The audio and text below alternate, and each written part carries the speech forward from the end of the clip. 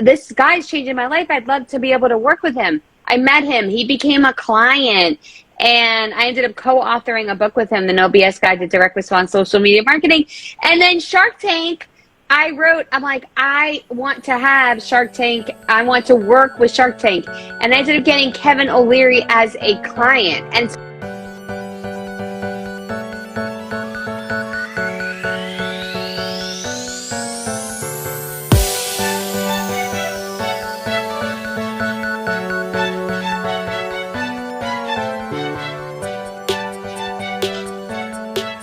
Hi.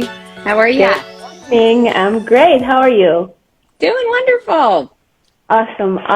And it was quite a struggle to get us here together. So I'm super grateful that you're finally. It's hashtag mom life, as you know. Yes, I do. I have two myself, and I understand completely. So, hello everyone. Welcome to Conversations with Sharika.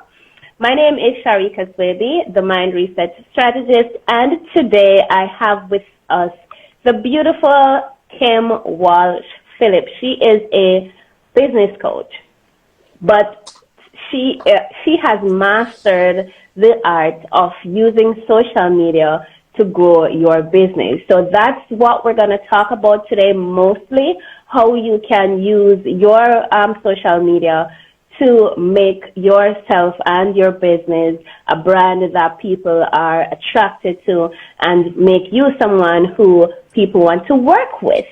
So this woman has been on TV, various new television channels, and she has written several books. She's been on CBS, NBC, and all the other top-notch places that you can think of, right? And she has worked with some phenomenal people. So we're going to get into a bit of that as well. But welcome, Kim, to the show. It's an absolute honor to have you here with us today. Oh, it's so great to be with you. Thanks for having me. It's a pleasure. Okay, so let's kick it off with a question that I want people to be able to relate to you. And thank you so much, everyone, for joining us. If you are new here, you're probably a follower of Kim. I'm Sharika Swaby. And this show should have happened on Thursday, but we had some family things. So and a time change and all these other. Time change. And when I was in traffic on my way to pick up my daughter, when I saw the thing popped up, I was like 30 minutes, and I was not going to get home. It wasn't going to happen. All right. So tell us, who was Kim Walsh-Phillips before she became the person that she is today?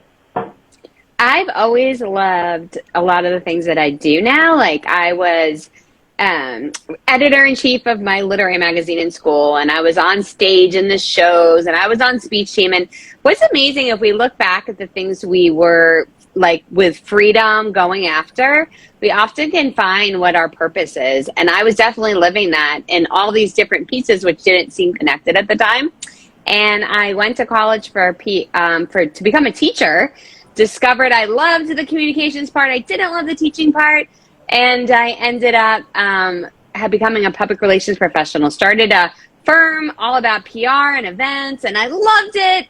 I put on some major celebrity events, and there was a lot that I loved about it, but a lot that I didn't, which was a lot of that, like a lot of glitz and glam, but not really major impact was being made on the world.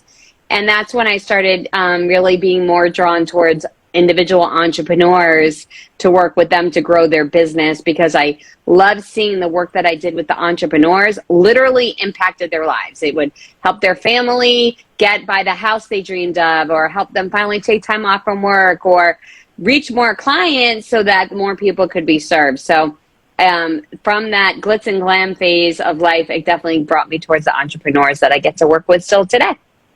Awesome. That's very great. And the best thing about that is you found your passion early. Exactly. Not many of us are that lucky. So more power to you. Okay, now you got into business to help other entrepreneurs, right? Yeah. And you have been on stage as a speaker with the likes of Tony Robbins, Grant Cardone, Gary Vaynerchuk. What was the journey from being, I'm imagining, an average person like the rest of us, to being on stage with the likes of individuals like those who are at the top of their field? What was the journey? You know what's incredible is it really came about being clear on my vision. You know, back in the day, I didn't know how to sell, and I came across a sales program called Sandler Sales Training, and I took it and I loved it. And I thought, I would love to help them. They helped me. I would love to help them get more leads. And I ended up getting the entire global corporation as a client then. And I created their first lead generation system. And then I read Dan Kennedy's book, The No BS Guide to Direct Response Direct Response Marketing. And I'm like, oh, it wasn't that I manifested it, that I just thought it. And I'm like, la, la, la, la, la, and let it fall upon my head. But I was super clear on what my goal was, who I wanted to work with, and what I wanted to be. And I never said, I don't know where this level of faith came from. I'm super thankful. One of my spiritual gifts is faith. I'm super thankful that I thought, God, if this is your will, this will happen, and I will focus on it, and it will become what will happen next. And then I would get super clear on what I wanted. I would go after it and make it happen. And there has never been a time where I thought, oh, I can't reach that person, or I can't work with that person, or I can't have that happen. I always just decided, this is what I want, this is what I'm going to go after, and this is how I'm going to make it so. And I did. And it, like, as it's happening, you don't really see it. We look in our rearview mirror and we look, oh my gosh, like, I wanted this to happen. I wanted this to happen. I wanted this to happen. This is amazing. And even like some of the, I'm not going to give any of their names, some of the biggest gurus out there, I thought I would love to work, and I have. And so I think it's, number one, it comes first for, we can't get, like, I live in Atlanta, no matter how much I want, if I get in a car, and even if I really, really, really want to go to Miami, if I get in the car and I start driving west, I am never getting there. And if I'm like, I really want to end up at some tropical beach, but I don't know which one, if I just start driving, I'm not getting there. Right. You have to know where it is that you're going, and then you have to say, what would I need to do to get there? And when you're that clear, nothing's impossible. It all becomes possible. I love that. I love that. And the vision, you had the vision that you were going to work with these people because you saw them as people that would help to propel your career and your future, and to empower you in what you wanted to do. You said that you always had that clear vision. How did you develop that? What was your process? I spent a lot of time in quiet conversations with God. I take time for that every day. The first thing I do when I open my eyes before I get out of bed is actually read a devotional. And it's a habit I have. It took me a long time desiring it, and really that 30 days of doing it every morning to become a habit that I don't have to think about it, and it's on my phone. There's a lot of gurus who say, don't open your phone. For me, it works beautiful to open up my phone, to open up the devotional, to read it, to spend some quiet time with God about the path forward, and to really not just speak out, but to listen. Because I take time to listen, I have been guided. And it sounds so simple, but it doesn't just happen for me when I don't make time to listen. So I have to be intentional about that. And then they're never really my plans. They're plans that are given to me. And then I'm able to use my hands and feet to do the things I've been put on this earth to do. I love that, because I am a champion for quiet time as well. I always say that you need to listen in order to understand what's going on. So I love that you do that. It's amazing. I always have guests on here who resonate so much with me. I love that. Yeah. Okay. All right. So you made it to the top, and I'm sure there you have a vision of getting even further, because once you're alive, there's further to go, right? Yeah. And for me, it's really about just reaching more people. I want to look for opportunities every day of my life that allow me to reach as many people as possible. Okay. So I don't care. Financially, I am incredibly blessed. I'm great where I'm at. I never need to have additional income for myself. I've had the same salary for years now. My team all make more money than me. I am super happy there. Where my goal is to continue to take really great care of my staff and have amazing humans work for me and be able to reach as many people as possible. So my goal is to get on big stages, on big networks, on major outreach, just because more people need to know how this all works. I love that. I love that. Were you born in wealth or money, or were you just an average person? Yeah, we were not.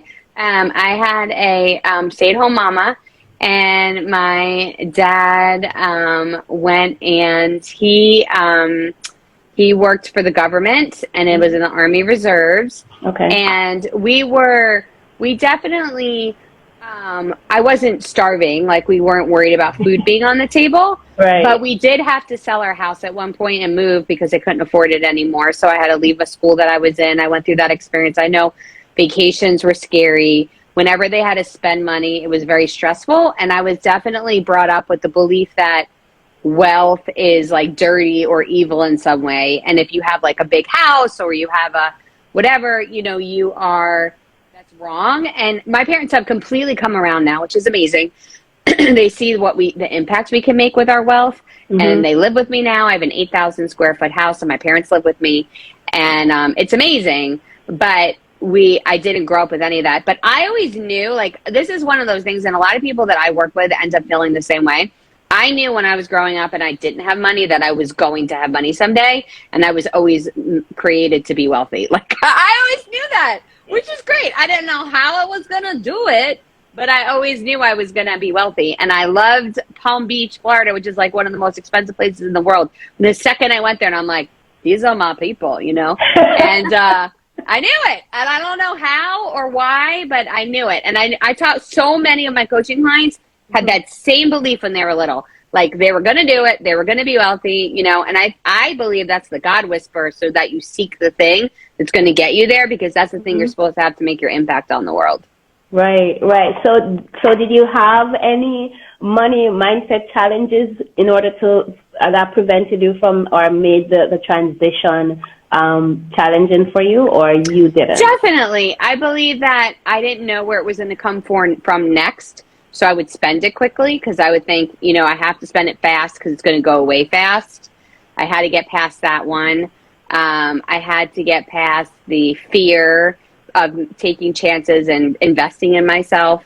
I did everything like on my own in the beginning of my business. But to me now, like I've worked so much on this. It was kind of like I refused to take a toll road, which would have got me there faster. I didn't want to spend any money. So I spent all this time doing this windy road around where now I'm like, what's the fastest path I can get there? And I will absolutely invest to make it happen. Perfect. I love that. Because I plan to delegate everything I can once the money is there. Well, yeah, but even do a percentage of the money coming in now. So even if you say, okay, this is my, you want to be very data-driven, math, not magic. So you look at, okay, from every dollar I bring in, even if I put 10 cents or 5 cents into a separate account that I could then use to hire a VA or hire support, that will help you to start looking at it with data. Because if you don't do it that way, it's going to be easy to say, I never have money to bring on team. But once you bring on team, you're able to get more done that only you can do. And then that's where your profit's going to come from. Makes sense. That makes sense. Thank you. I hope you're listening, guys. She's going to be rolling out a lot of magic here today because I've heard her on Clubhouse and she's absolutely amazing.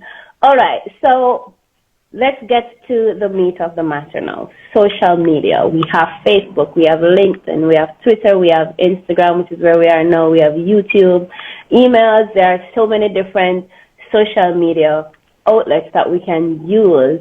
The problem that most of us have is we don't know how to, right? And it's the how to that messes us up. So say you are fresh on the scene, right? And you don't have the money yet to invest in someone like you to guide you.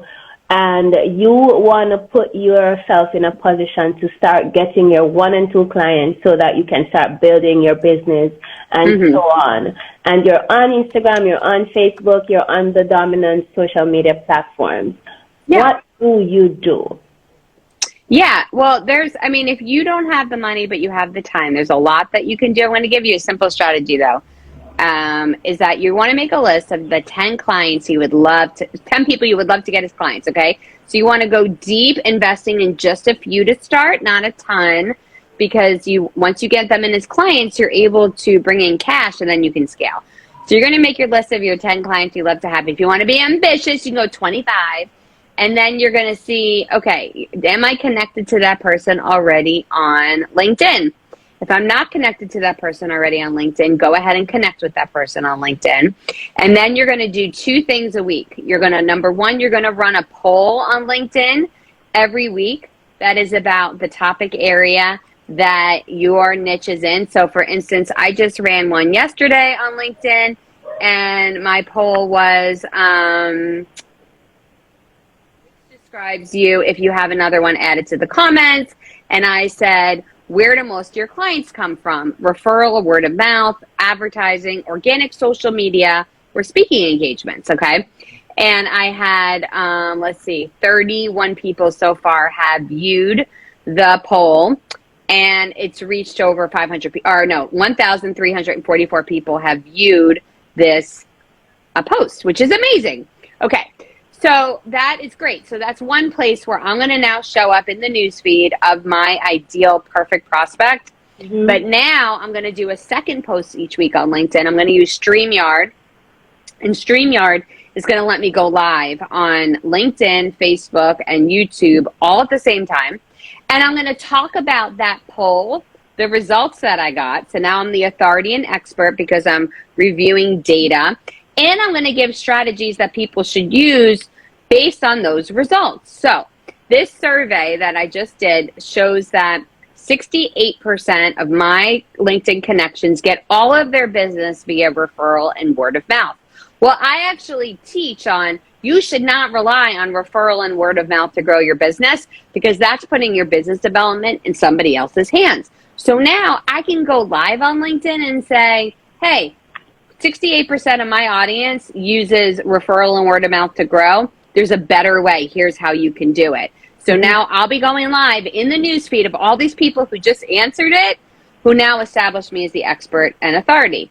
Then I get to go look at the people who voted and the people who viewed my live and reach out to them and say, hey, I saw you voted on this poll. I have a free gift.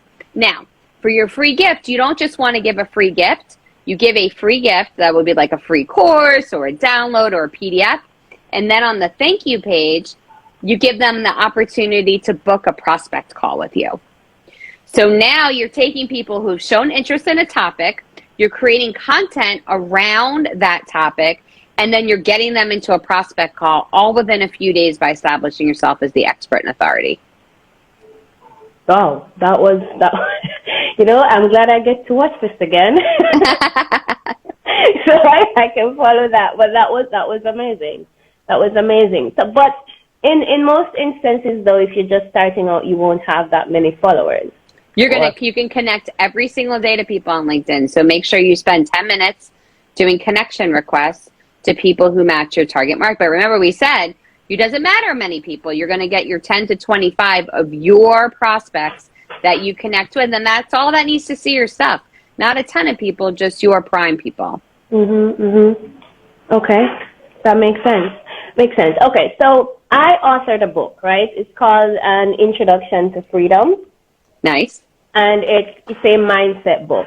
And I know that a lot of coaches, like myself, they also have books that they've authored. How does one use a tool like this to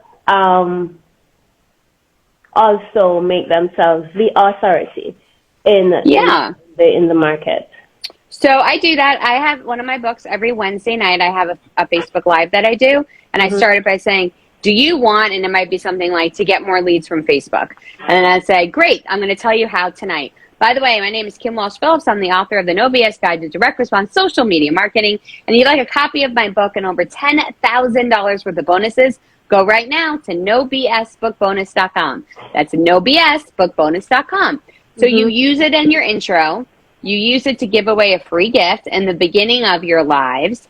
And then you want to be sharing content out on the market from your book, and then people can get more from it later. They're not going to go from not knowing you to want to read your book. It's too much of an investment of time. But if they come to you first for something else, then you can introduce them to your book. Got it. Makes sense. Now, obviously you are present on social media a lot because you said that you do lives on Facebook, and you go live on Instagram and LinkedIn and so on. Yeah. Do you have a strategy that you employ when you're doing that?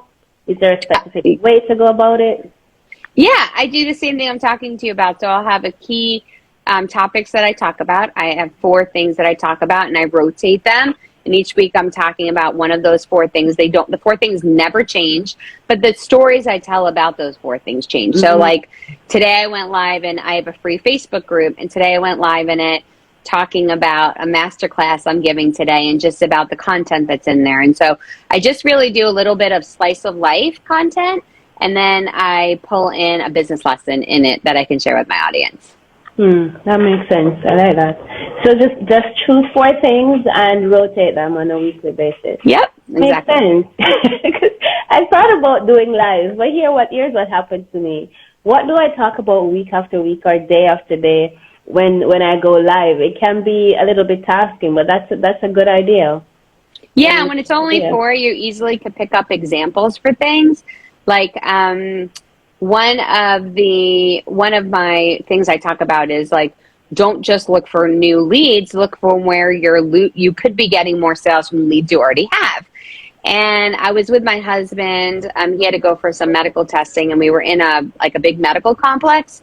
And as soon as you walk in, there was a medical office on the left-hand side, and it had this big sign saying, stop. Do not come in here to ask us directions. Do not come in here to ask us where the doctor's office. Do not come in here. And it was like 10 things not to come in there for. And I was like, that is so dumb. They have people who literally go in there to ask questions. Why not look at that as an opportunity to get leads? So I said, quick, take a picture for me. So we took a picture of the sign, and now I know a future piece of content I'm going to talk about. So when you already have those few things established and you see things happening around you and in life, it lets you come up with story ideas easily because it relates back to the things you talk about. That makes sense. That makes perfect sense. See, golden, guys, I told you. Okay, all right. So the ultimate guide to Instagram for business and the No BS guide to direct response social media marketing. It was named a must-read by Forbes magazine. I haven't picked it up yet, but what makes this book different? Because there are tons of books out there about sales and marketing. What makes this one different from those?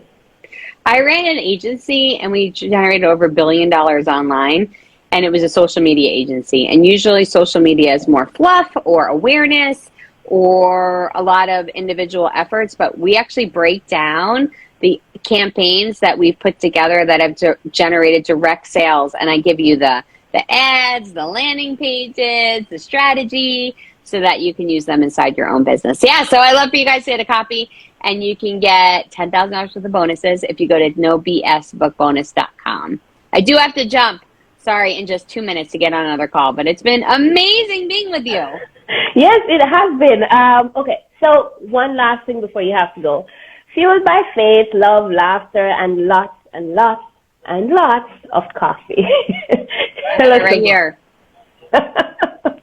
So you drink a lot of coffee then? I do love coffee. I don't drink a ton, but I do drink it every day, yes. Okay. All right, final question. What are three things that you would advise anyone that is starting out fresh on the scene and want to make a big bang with their business and their impact? Be willing to be consistent even when you don't see it working, because it takes a while of consistency to make it work, at least 90 days. Okay. Show up, not worrying about when your audience is online, but when you can show up consistently. That is the most important thing that you do. And don't try to be anybody else. You were created on purpose, with purpose. And when if you act as yourself, then people will be attracted to you who actually like you. And it's a lot less exhausting than being somebody else all the time. Okay, people. She has to run, but you've heard it. I wish we had more time. Thank you so much for being here. Thank you for having me. You're the best. It was an absolute pleasure. Bye.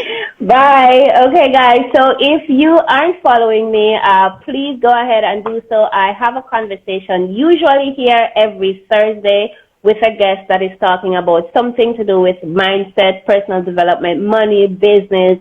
Once it's for you and me to become the best version of ourselves, we will be here. So follow me if you're not following me as yet. Pick up a copy of my book. It's called An Introduction to Freedom. It looks at ways that we can live our best lives from our soul. And if you are interested and want to start out on a personal development journey, the link to my calendar is in my bio. Just go ahead and book a free session with me, and I'll be glad to help you get that process started. So until Thursday, when I have another amazing guest, I wish you all a very productive and amazing week. Enjoy. Bye.